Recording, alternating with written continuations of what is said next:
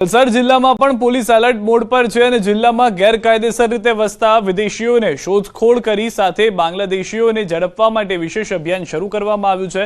આ અંતર્ગત જિલ્લા પોલીસ દ્વારા જિલ્લાના તમામ પોલીસ સ્ટેશનમાં કોમ્બિંગ કરવામાં આવ્યું હતું, જે અંતર્ગત આજે વલસાડ જિલ્લાના વિવિધ પોલીસ સ્ટેશનમાં 300 થી વધુ શંકાસ્પદ લોકોની અટકાયત કરવામાં આવી। પોલીસની એક્શન વચ્ચે વલસાડ આવેલા ગૃહ રાજ્યમંત્રીએ પણ પોલીસની કામગીરીને બિરદાવી। वलसाड़ जिला पुलिस ने कल पूरी रात वापी हो, संजान हो, ऐसे अलग अलग क्षेत्र के अंदर पूरी टीम बना के एसपी से लेके सभी अधिकारियों ने रात भर ये चेकिंग की है और अभी भी ये कार्यवाही चालू है। मेरा ये मानना है आज शाम तक ये पूरी कार्यवाही पूर्ण होगी और उसके बाद जितने भी इलीगल होंगे वो सभी लोगों को डिपोर्ट करने की प्रोसीजर आगे बढ़ाई जाएगी। વલસાડમાં ગેરકાયદેસર વસતા લોકોને શોધવા પોલીસે કવાયત હાથ ધરી। પોલીસ દ્વારા સતત કોમ્બિંગ કરવામાં આવી રહ્યું છે, ત્યારે વાપી જીઆઈડીસી અને આસપાસના વિસ્તારમાં પોલીસ કોમ્બિંગ હાથ ધરાયું, જે દરમિયાન 100 થી વધુ શકમંદોની અટકાયત કરાઈ, જેમના ઓળખ, આધાર પુરાવા સહિત અન્ય જરૂરી દસ્તાવેજોની ચકાસણી કરાઈ રહી છે। તેમજ પોલીસે અહીંના કંપની સંચાલકો, ચાલી માલિકો સહિત તમામ વ્યવસાયીઓને કોઈ શંકાસ્પદ જણાય તો તાત્કાલિક જાણ કરવા અપીલ કરી। लगभग 100 થી વધારે લોકોને અમે ડિટેન કરી અને પૂછપરછ માટે અત્રે લાવેલા છીએ। અમે એ લોકોના ડોક્યુમેન્ટ વગેરે વેરીફાઈ કરી રહ્યા છીએ, ખરેખર એ લોકો બહારના છે કે કેમ, અને આ આઈડેન્ટિફાઈ કરી અને આગળની જે પણ લીગલ કાર્યવાહી છે એ કાર્યવાહી પોલીસ દ્વારા કરવામાં આવશે। આવા કોઈ પણ લોકો, શંકાસ્પદ લોકો જે ભારતના નાગરિક નથી એ જણાઈ આવે તો તાત્કાલિક લોકલ પોલીસને જાણ કરવા વિનંતી છે, જેથી અમે લોકોને આપણા દેશની સુરક્ષાને ધ્યાનમાં રાખીને એ લોકોને આઈડેન્ટિફાઈ કરી શકીએ। વલસાડમાં રહેતા બાંગ્લાદેશીઓને ઝડપી પાડવા જિલ્લા પોલીસનું ખાસ ઓપરેશન। બાંગ્લાદેશીઓને શોધવા પોલીસે કાર્યવાહી હાથ ધરી। વાપી અને આસપાસના વિસ્તારમાંથી 100 થી વધુ શંકાસ્પદ લોકોની અટકાયત કરી। અટકાયત કરેલા તમામ લોકોના ઓળખ, પુરાવા અને દસ્તાવેજોની ચકાસણી કરવામાં આવી। તો પહલગામ આતંકી હુમલા બાદ સરકારે કમર કસી છે। બાંગ્લાદેશી ઘૂસણખોરોને ઝડપી પાડવા ગુજરાત પોલીસ સક્રિય બની છે, ત્યારે સુરક્ષાની દ્રષ્ટિએ અતિ સંવેદનશીલ ગણાતા પોરબંદરના દરિયાઈ વિસ્તારમાં તપાસ શરૂ થઈ છે। પોરબંદરમાં પણ ગેરકાયદેસર બાંગ્લાદેશી ઘૂસણખોરોને શોધી કાઢવા માટે તપાસનો ધમધમાટ શરૂ થયો છે। અત્યાર સુધીમાં 29 જેટલા શંકાસ્પદોને પકડી તેમની તપાસ હાથ ધરાઈ છે। જો કોઈ યોગ્ય જવાબ અને ડોક્યુમેન્ટ ન મળે તો કાર્યવાહી હાથ ધરાશે। ઉપરાંત પોલીસે અપીલ કરી છે કે કોઈ શંકાસ્પદ વ્યક્તિ જણાય તો તાત્કાલિક પોલીસનો સંપર્ક સાધવો। 20 થી વધુ જેટલા શંકાસ્પદ ઇસમો છે એને અત્રે પોલીસ સ્ટેશન ખાતે લાવી અને એનું વધારે ફર્ધર વેરિફિકેશનની જરૂરિયાત જણાતી હોય અત્યારે એની વેરિફિકેશનની કામગીરી ચાલુ છે। જો એમાંથી કોઈ પણ જો ગેરકાયદેસર જણાઈ આવશે એના ઉપર આગળ કાયદેસર કાર્યવાહી કરવામાં આવશે। જો ડોક્યુમેન્ટ્સ મળશે તો એને એ રીતે કાયદેસર આગળ કાર્યવાહી કરવામાં આવશે। પહલગામ હુમલા બાદ રાજ્યની પોલીસ પકડીને ઘૂસણખોરોને બહાર કાઢી રહી છે, ત્યારે વડોદરામાં પણ આવા ઘૂસણખોરો અંગે તપાસ શરૂ કરવામાં આવી છે। જે દરમિયાન વડોદરા રેલવે સ્ટેશને આવેલી હાવડા એક્સપ્રેસ ટ્રેનમાંથી બાંગ્લાદેશી પરિવાર ઝડપાયું। એક મહિલા, 2 બાળકો સહિત 5 ગેરકાયદે ઘૂસણખોરી કરેલા બાંગ્લાદેશી ઝડપાયા। અમદાવાદથી ટ્રેનમાં બેસી કલકત્તા જવા નીકળ્યા હતા, ત્યાં પોલીસે પકડી પાડ્યા। હાલ તમામની અટક કરીને આગળની કાર્યવાહી હાથ ધરી છે। સઘન પૂછતાછ કરવા માટે એમને પોલીસ સ્ટેશન લાવેલા। ત્યાર પછી તપાસ કરીને એમને જે માહિતી માંગી એમની પાસે આધાર પુરાવા માંગતા એ લોકોએ પછી જણાવેલું કે અમે પોતે બાંગ્લાદેશી છે, તેથી અમે એમને ડિટેન કરીને એમને હાલ હાથ રાખ્યા છે અને આગળની કાર્યવાહી ચાલુ છે। તો સુરત ગ્રામ્ય પોલીસ દ્વારા શંકાસ્પદ બાંગ્લાદેશીઓને ઝડપી લેવા તપાસ તેજ કરાઈ છે। 12 જેટલી ટીમો દ્વારા 24 કલાકમાં 239 લોકોની અટકાયત કરી લેવાઈ છે।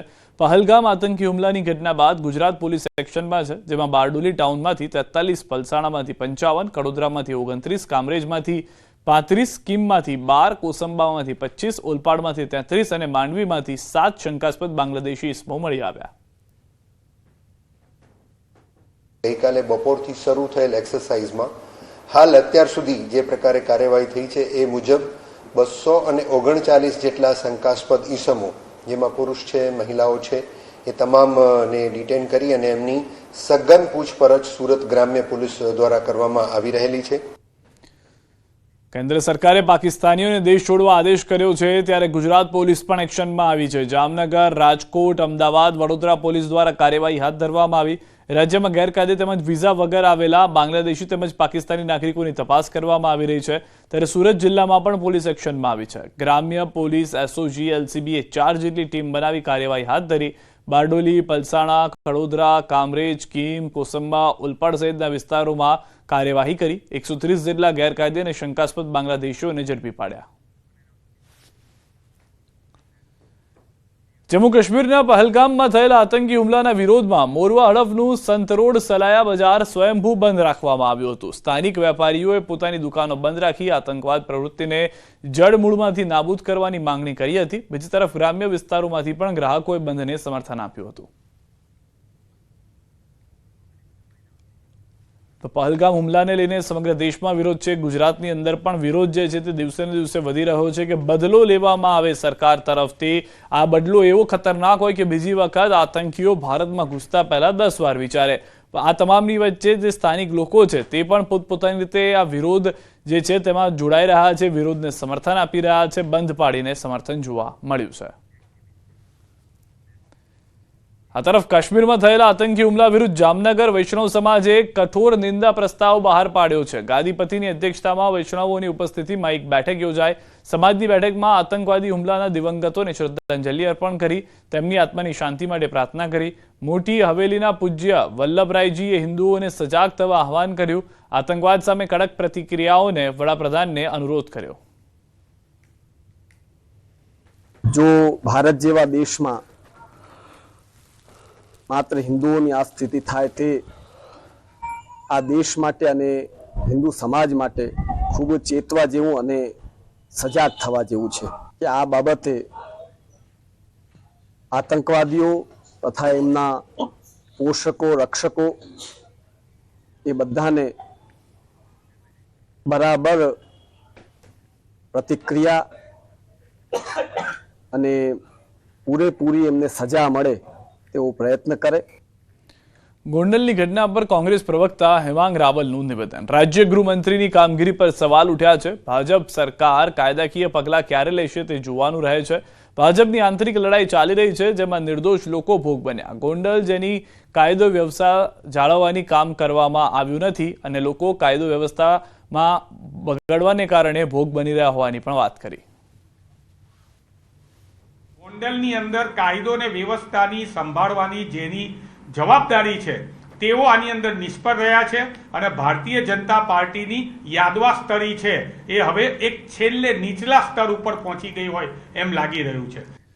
સુરતથી સમાચાર. અકસ્માતના સીસીટીવી આવ્યા છે સામે. કાર અને રિક્ષા વચ્ચે અકસ્માતમાં એકનું મોત. બેફામ કાર ચાલકની ધરપકડ. ઘટનાના ખોફનાક સીસીટીવી આવ્યા જોવામાં. પૂરપાટ ઝડપે આવતી કારે રિક્ષાને મારી ટક્કર વાગતા જ રિક્ષા ફંગોળાયેલી રિક્ષા બીઆરટીએસના ડિવાઈડર સાથે અથડાઈ. ડિવાઈડર સાથે અથડાતા રિક્ષા પલટી મારી ગઈ. રિક્ષા પલટી મારતા 1.5 વર્ષની બાળક બહાર ફંગોળાઈ ગયું હતું. રિક્ષા નીચે દબાયેલ લોકોને ઈજા થઈ છે. 1.5 વર્ષીય બાળકનું કરુણ મૃત્યુ થયા હોવાના પણ સમાચાર છે. 21 વર્ષીય ક્રિશ કેજરીવાલની ધરપકડ પણ કરવામાં આવી છે. તો દ્રશ્યો આપ જોઈ રહ્યા છો. આ રિક્ષા ચાલકે પ્રયાસ કર્યો હતો કે રિક્ષા કાબુમાં રહે, પરંતુ જે રીતે ગાડીની ટક્કર ભયંકર હતી જેના કારણે આખી રિક્ષા પલટી જાય છે અને તેમાં એક 1.5 વર્ષીય બાળક, જેની તસવીર આપ જોઈ રહ્યા છો, જેનું પણ મોત થાય છે. બીજી તરફ જે કાર ચાલક છે ક્રિશ કેજરીવાલ, તેની ધરપકડ કરી લેવામાં આવી છે. 21 વર્ષની ઉંમર હોવાની જાણકારી મળી રહી છે. અમરેલીમાં સિંહોની વસ્તી ગણતરી થાય તે પહેલા 4 દિવસમાં 3 સિંહોના મોત થયા છે. રાજુલા પંથકમાં અલગ અલગ 2 સિંહોના મૃતદેહ મળી આવતા ખળભળાટ મચી જવા પામ્યો. પીપાવાવ ભેરાઈમાંથી સિંહ બાળનો મૃતદેહ મળ્યો, તો કોટડીવાડી વિસ્તારમાંથી પણ 1.5 વર્ષના સિંહનો મૃતદેહ મળ્યો. બંનેનું કુદરતી રીતે મોત થયાનું વન વિભાગની તપાસમાં બહાર આવ્યું. ઉપરાંત 2 દિવસ પહેલા અમરેલીના દેવળિયા નજીક ટ્રક ચાલકે સિંહણને કચડી નાખી મોતને ઘાટ ઉતારી હતી. આમ શેત્રુંજય ડિવિઝનમાં 4 દિવસમાં અલગ અલગ 3 સિંહોના મોતની ઘટનાથી સિંહ પ્રેમીઓ ચિંતામાં જોવા મળી રહ્યા છે. તો વધુ એક સિંહના મૃત્યુના સમાચાર છે. વધુ જાણકારી ન્યૂઝ 18 સંવાદદાતા રાજન પાસેથી મેળવીએ. જી રાજન, સમગ્ર ઘટનાને લઈને શું વધુ માહિતી? સિદ્ધાર્થ, આમ જોવા જઈએ તો સિંહ પ્રેમીઓ માટે ચિંતાજનક સમાચાર છે, કારણ કે છેલ્લા 4 દિવસમાં 3 સિંહોના મોત થયા છે. જે હાલમાં જે 2 સિંહોના મૃતદેહ મળ્યા છે તેમાંથી એક સિંહ બાળ છે અને વન વિભાગની પ્રાથમિક તપાસમાં એવું બહાર આવ્યું છે કે તે કુદરતી રીતે તે મોતને ભેટ્યા છે, પરંતુ 2 દિવસ પહેલા જ સાવરકુંડલા રોડ પર એક સિંહણનું અકસ્માતમાં મોત થયું હતું. એટલે એક રીતે જોવા જઈએ તો હવે થોડા દિવસોમાં સિંહની ગણતરી થવાની છે. પૂર્વે 4 દિવસમાં 3 સિંહોના મોત થયા છે. જી આભાર સમગ્ર માહિતી બદલ. તો હાલમાં તપાસમાં કુદરતી રીતે મોત થયા હોવાની પ્રાથમિક જાણકારી છે. વધુ માહિતી મેળવવાનો પ્રયાસ કરવામાં આવતો રહેશે. કડીના વેકરા ગામની સીમમાં ધીંગાણું. વેચાણ રાખેલી જમીન માથાભારે ઈસમે પોતાના નામે કરાવી લીધી. જમીન માલિકી મેળવવા કડી કોર્ટમાં દાવો કર્યો હતો અને દાખલો કર્યો હતો. મનન પટેલ નામના બિલ્ડર અને ભાગીદારોએ દાવો કર્યો હતો. કોર્ટના હુકમથી જમીનનું પંચનામું કર્યું હતું. પંચનામાનું મનદુખ રાખી મેહુલ રબારી સહિત ટોળાએ હુમલો કર્યો. લાકડીઓ, ધારિયા અને છરી જેવા પ્રાણઘાતક હથિયારોથી હુમલો કર્યો. જમીન માલિક બંને ભાગીદારો ઉપર જીવલેણ હુમલો. બંનેના પગ તોડી નાખ્યા અને કમરનો મણકો તૂટી ગયો. શરીર પર રહેલા દાગીના અને ઘડિયાળ તોડી નાખ્યા. મેહુલ રબારી સહિત 15 ઇસમો સામે બાવલુ પોલીસ સ્ટેશનમાં ફરિયાદ નોંધાઈ છે. તો જે ધીંગાણું છે તે જાણે ગેંગ વોર થતી હોય તે પ્રમાણે જોવા મળ્યું હતું. છૂટા હાથની મારામારી, લાકડીઓ ઉડતી હોય તેવા દ્રશ્યો જોવા મળ્યા છે. અનેક વ્યક્તિઓ ગંભીર રીતે ઇજાગ્રસ્ત થયા છે. દ્રશ્યોમાં પણ આપ જોઈ રહ્યા છો જ્યાં આગળ પોલીસ પહોંચી હતી, તપાસ કરવામાં આવી છે અને તમામ લોકો ઇજાગ્રસ્ત હાલતમાં જમીન પર ઢળેલા જોવા મળી રહ્યા છે. લાકડીને તીક્ષ્ણ હથિયારથી હુમલો કરવામાં આવ્યો હોવાની હાલમાં પ્રાથમિક જાણકારી છે. જમીનનો જે વિવાદ હતો તે વધુ ઉગ્ર બની જવાને કારણે આ રીતે હુમલો કરવામાં આવ્યો છે. કોર્ટને જે સૂચન હતું તે પ્રમાણેની પ્રયાસ હતા કે કેમ તે પણ તપાસનો વિષય છે. વધુ માહિતી ન્યૂઝ 18 સંવાદદાતા કેતન પાસેથી મેળવીશું. કેતન, શું છે સમગ્ર ઘટના?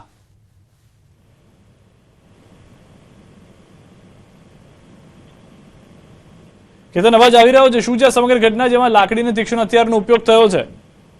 ચોક્કસ જણાવી દઉં કે કડી તાલુકાના વેકરા ગામની સીમમાં આ જે ઘટના હોય છે તે બની છે. વેચાણ રાખેલી જમીન માથાભારે પોતાના નામે કરાવી લીધી હતી તેવી હાલમાં પ્રાથમિક માહિતી મળી છે. જમીન માલિકી મેળવવા માટે કડી કોર્ટમાં દાવો પણ દાખલ કરવામાં આવ્યો હતો. મનન પટેલ નામના બિલ્ડર અને ભાગીદારો દ્વારા દાવો કરવામાં આવ્યો હતો. ત્યારે કોર્ટના હુકમથી જમીનનું પંચનામું કર્યું હતું. પંચનામાનું મનદુખ રાખી મેહુલ રબારી સહિતના ટોળા દ્વારા આ હુમલો કર્યા હાલમાં પ્રાથમિક માહિતી મળી રહી છે. લાકડીઓ, ધારિયા અને છરી જેવા ઘાતકી હથિયારો હોય છે તેના વડે હુમલો કરવામાં આવે છે. સમગ્ર વિડીયો પણ સામે આવે છે કે જેમાં કેટલાક લોકો લાકડીઓ વડે જે ફરિયાદી હોય છે તેને મારતા પણ જોવા મળી રહ્યા છે. હાલમાં પોલીસ દ્વારા મેહુલ રબારી સહિત 15 જેટલા ઇસમો હોય છે તેની સામે ફરિયાદ કરી છે. આગળની જે કાર્યવાહી હોય છે તે કરવામાં આવી છે. આભાર સમગ્ર માહિતી બદલ. તો કાર્યવાહી જે છે તેની શરૂઆત થઈ ચૂકી છે, પરંતુ જે પંચનામું કરતા લુખ્ખા તત્વો ઉશ્કેરાયા હોવાની પ્રાથમિક માહિતી છે. અમદાવાદમાં યુવકને ઢોર માર મારતો વિડીયો વાયરલ થયો છે. ફક્ત 10,000 માટે યુવકને પટ્ટાથી માર મારવામાં આવ્યો. સોશિયલ મીડિયામાં અસામાજિક તત્વોનો આતંક વાયરલ છે. 3 થી 4 યુવકોએ ભેગા મળી યુવકને ઢોર માર માર્યો. બેરહેમપૂર્વક લાતો મારવામાં આવી. પટ્ટાથી યુવકને માર મારતો વિડીયો વાયરલ થયો. વિડીયો વસ્ત્રાલ વિસ્તારનો હોવાની ચર્ચા છે. 10મી એપ્રિલની આસપાસનો વિડીયો હોવાની શક્યતા. વિકી ગેંગના સભ્યોની સંડોવણીની પણ શક્યતા. જૂનાગઢ પોલીસના જાપ્તામાંથી કેદી ફરાર થયો છે. જૂનાગઢની જેલમાંથી મોરબી જેલ ખાતે ટ્રાન્સફર દરમિયાન થયો ફરાર. કાચા કામનો કેદી હરસુખ ઉર્ફે ચુવી કાળુભાઈ વાઘેલા ફરાર થયો છે. કેદી ભાગતો હોય તેવા સીસીટીવી પણ જોવા મળ્યા. જૂનાગઢ પોલીસની ગાડી ગરમ થતા વચ્ચે રોકવી પડી હતી. મોરબી નજીક ખજુરા હોટલ પાર્કિંગમાં ગાડી રોકાઈ હતી. કેદીએ ટોયલેટ જવાની ઈચ્છા વ્યક્ત કરી. પોલીસનો હાથ છોડાવી કેદી ટોયલેટની દિવાલ કૂદી નાસી છૂટ્યો. ટંકારા પોલીસે કેદીને પકડવા તજવીજ હાથ ધરી. ભરૂચમાં 2 પિકઅપ ચાલકનો જોખમી ડ્રાઇવિંગ. અંકલેશ્વર નજીક NH48 પર જોખમી ડ્રાઇવિંગ. બંને પિકઅપ ચાલકે હાઈવે પર રેસ લગાવી હોય એવા દ્રશ્યો. જોખમી ડ્રાઇવિંગ ભયાનક અકસ્માત માટે બની શકે છે, કારણ પોલીસ કડક કાર્યવાહી કરે એ જરૂરી.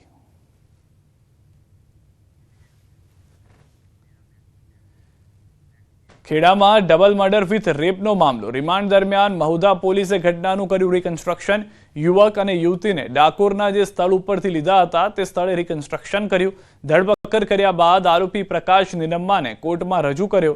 કોર્ટે આરોપીઓના 8 દિવસના રિમાન્ડ કર્યા મંજૂર. ગત 23 તારીખે મહિસા ગામની સીમમાંથી યુવક યુવતીની લાશ મળી હતી.